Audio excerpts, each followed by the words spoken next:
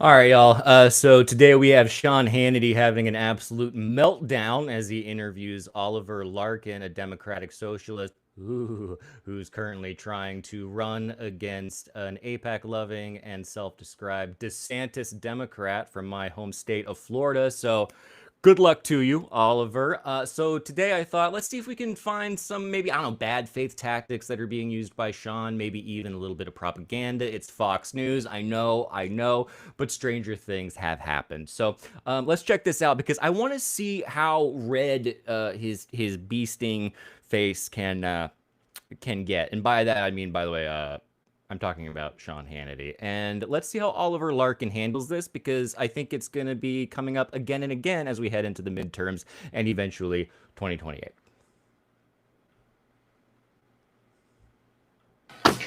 Let's pick up where we left off on my radio show. So I ask you, to each according to their need, from each American according to their ability. Okay, right away. So just so we're real clear, that is a quote from a guy named Karl Marx. And I love when they use quotes in an effort to kind of do like a gotcha thing, but then end up quoting something that actually sounds really nice, like to from each according to their ability to each according to their need, is like a lovely idea. So let's see how this goes. And I ask you, well, who said that? You did not know that it was Karl Marx. Have you had time to think about that? Have you thought about that? I've been focusing on meeting the people of our district, and I'm not coming at this from a theoretical point of view. I'm coming at this race from a pragmatic point of view of what the American people and the people of South Florida need, and that is Medicare for all, that is universal child care, that is the policy proposals that you just articulated on your show. This is what people, working class people, Democrats, Republicans, and independents want to see reflected in our government's priorities. Well, what gives you such confidence? Medicare for all? Where do you get off? First of all, first question, how dare you? All taxpayer-funded abortions, federal government, prescription drugs, no more electoral college, automatic same-day voter registration, et cetera, which I think is ridiculous because you need time to check it out. $25 minimum wage. Let me ask you the question this way. Out of every dollar these so-called evil rich people make, how much should they be able to? Are they so-called evil rich people? I don't know that anyone's saying evil rich people, but I also think he's bringing up, he's echoing a sentiment that a lot of his viewers have, especially about people who are in the more democratic socialist camp. And I kind of do think there's some truth to it, and it's something that needs to be internalized on the left, where there's a tendency to have this kind of like personal animosity against the ultra wealthy. I don't know that that's like very productive to a better society. I think most of these things are structural. At the same time, it's obviously playing into people's fears. Keep in their pocket after they pay all the taxes you and your fellow socialist / Marxist would like to take. Whoa. How much should they be able to keep? I think if we went back to the mid-20th century top marginal tax rates that we saw under the FDR, Truman, and Eisenhower administrations, that would be a fine place to start, because that was the golden age of the American middle class when we were expanding the share of wealth and equity in the country. And you want well, give me a number. What do they do on percentage of every dollar should every American be able to keep after they pay the government, local, state, federal? It depends on the range of income that someone is making. For billionaires, I think the billionaires should be taxed out of existence. There's far too much money that is concentrated among the wealthy few. You want to empower the government to take from the most creative providers, the most brilliant people in our country. Now, I don't know many billionaires that are self-made that are stupid. Do you? I don't know any. Well, I think that in the case of someone like Elon Musk, he's taken billions of dollars in government subsidies and government handouts to enrich his further wealth, and he also rescued astronauts that were abandoned by Joe Biden. I'm sure you're grateful for Elon's contribution there, right? I'm grateful for that. That's the thing about Sean Hannity. He's always mostly concerned with the astronauts, and that's something that honestly it doesn't get talked about enough. I mean, we do need to be checking in on the astronauts, but I don't know why he's got to get involved. Well, I mean, Elon Musk didn't even start his own company. He just bought it out. And this is, someone but I'm sure you are grateful that he rescued astronauts that Joe Biden abandoned in space 200 and some odd days? Sean, I'm not really sure.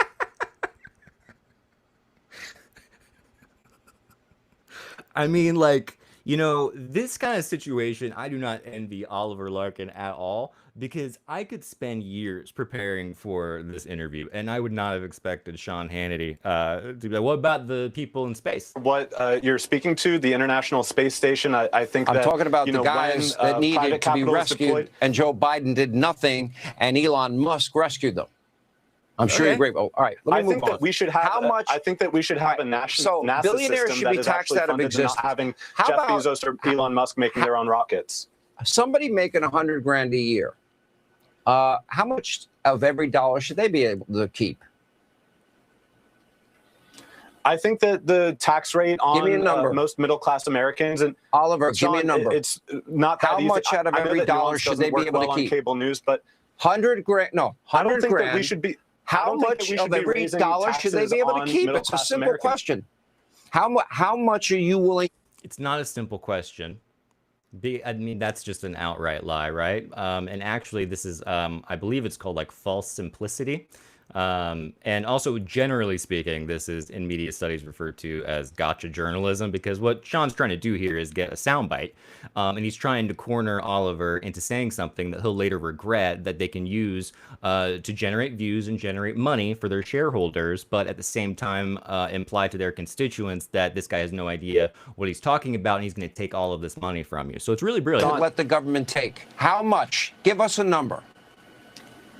I want to see a return on our taxpayer investment. We pay Give us Medicare, a yet number. We don't get to benefit Somebody from Medicare works for all. hard, makes $100,000 a year. How much of every dollar should they keep? What do you think, Sean? I'm not interested in changing the tax rate on middle-class Americans, on people making $100,000. I want to raise taxes. Somebody that on the makes billionaire class and on the $500,000 a corporations year, that are getting $500,000 a year. How much out of every dollar? I thought my headphone, that is they're playing music. This is like watching the Oscars when they play them off after getting the trophy. I don't know. I haven't watched it in a while. Should they be able to keep? It is in proportional to the top marginal tax rate. Give me that a we number. See, where if you're making Oliver, give me Sean, a number. How much Sean, out of it's every not that dollar easy. should they It's keep? not that simple. It's not that simple. You're They the should one that be wants, getting back what they cradle put to grave, wolf to the tomb, They Green should be New getting out Deal. what they put into the system. Okay, so how The much Green New Deal, in your I mean, head? we should have public ownership of utilities. We're You experiencing a DSA climate people talk a crisis. lot about fairness. What is fair for a guy that makes $500,000 a year? Out of every dollar, how much should the government get? Answer the question. Did the guy who started, did he start the music? It was like, oh, I hit the music too early. I mean, was that by design? Are they gonna? How long is this track? You stop playing games. The person making $500,000 a million. It actually makes him sound a lot cooler. $1 a year, they should pay the same rate in Social Security tax as Give the rest me of the working a class, because there's a number. Social Security How much income out of cap. every Lift the dollar should Social go to Security income taxes? cap How from much can they keep? $184,500 a year. Oliver, this is Tax my last every shot, and I'm dollar gonna say that a goodbye. billionaire makes into the. I'm Okay. not talking. I asked you $500,000 a year. How much should go to the government out of every dollar? How much should they be able to keep? Answer the question. Be honest, for crying out loud. What's fair? They should pay the same Social Security tax rate as working class All right, Americans. goodbye. We need to raise the taxable Oliver, income cap on Social Security. You don't want to billionaires tell are not your real paying- opinion because you know you will look stupid. He's big man. To each according to their need, from each according to their ability. That makes you a Marxist. You might want to learn history before you come on the show. Okay. Ironically, I think that sentiment you could find echoed in figures like Jesus Christ, but we don't need to get into that right now. In terms of the idea of his phrasing, so you have the idea of how much are they going to be able to keep. So that implies that any taxation whatsoever is somehow theft. However, that money that was made relies on an infrastructure and a system that requires taxes to get to in order to build. So you have an immediate kind of phrasing in such a way where people are going, oh, okay, so yeah, it's theft. And so there's no good answer. It could be $1, because naturally people are going to want to keep 100% of whatever it is that they make. Now, when Oliver's talking about taxing billionaires out of existence, I'm not super big fan of that phrasing, but I do agree with it on a policy level and what it means when he's hearkening back to the mid 20th century. Early to mid 20th century, he's talking about a tax code where there was a 92% marginal tax rate. Now, studies have shown that a majority of Americans don't understand the marginal part. They think that if you hear something like a 92% tax rate, that means that if you make, $1 million, that 92% of it is taxed, and that's simply not true. If you adjusted for inflation from the 20th century to now, that would be about $4 million, or $3 to $4 million. So once you hit that amount, whatever it is, which very smart people can figure out, then after that, every dollar is taxed 92%. So it is not the entire amount of money. Also, if you were to adjust, it would be $3 to $4 million, meaning it would not apply to what Sean is talking about. It would not apply to the people making $100,000 or $500,000 for that matter. And this is not just about money either. Like if you were to take that money and tax today and you were to just light it all on fire, that would still be a net positive for society. And the reason for that is because money equals power. And if you allow people to amass a lot of wealth, you also allow them to amass a lot of power. And that's inherently undemocratic because they can manipulate and influence elections according to their own bottom line. So, I think it's a very difficult question. I think Oliver did a great job, all things considered, because the entire game here for both of them really is to get eyeballs on their respective arguments. I find it so funny, though, that the framing that Sean Hannity uses on both ends of that is a quote from Karl Marx that is actually a really nice sounding quote. And I think we're going to hear a lot more of that kind of thing as we move forward, because these democratic socialists, especially the ones that are maybe a little more charismatic, like Mom Donnie, when you start pointing at them and going, this is what you need to be scared of, and it cuts to somebody who's filling potholes and fixing the trash problem in New York City, it makes it really hard to kind of sell the whole Red Scare thing. So on that note, I thought as a sort of celebration, let's look at another quote from Marx, because with all the fear mongering that's going to continue to go on, I think it might help to kind of give a little bit more context, I guess. So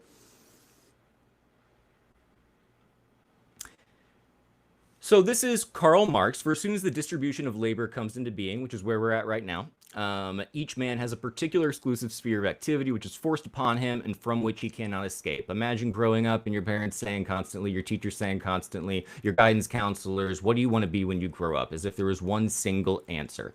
However, Marx says, he says he's a hunter, a fisherman, a herdsman, or a critical critic, and must remain so if he does not want to lose his means of livelihood. So you can imagine today people staying at dead-end jobs for the purposes solely of having health insurance, which stifles their creativity and stifles their potential. Now, Marx here says, and this is like the sort of utopian ideal, in a communist society where nobody has one exclusive sphere of activity, but each can become accomplished in any branch he wishes, society regulates the general production and thus makes it possible for me to do one thing today and another tomorrow. To hunt in the morning and fish in the afternoon, rear cattle in the evening, criticize after dinner, just as I have a mind without ever becoming hunter, fisherman, herdsman, or critic. That's the sort of scary utopia that, the scary hellscape that Fox News wants you to think about when you think about Marx, when in actuality, it's about allowing human beings to live their lives in the way that they want without being completely defined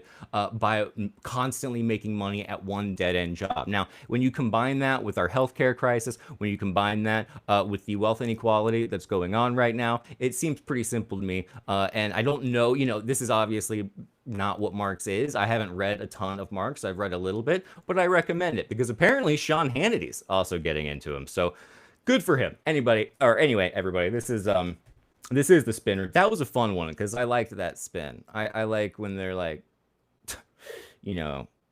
from each according to their ability to each according to their need. Can you even imagine every single person working to the best of their ability and every single person's needs being met accordingly? I mean, what a crazy world. Anyway, feel free to like and subscribe. I don't think I messed anything up tech-wise, so I'm going to go celebrate. Thank you all. and also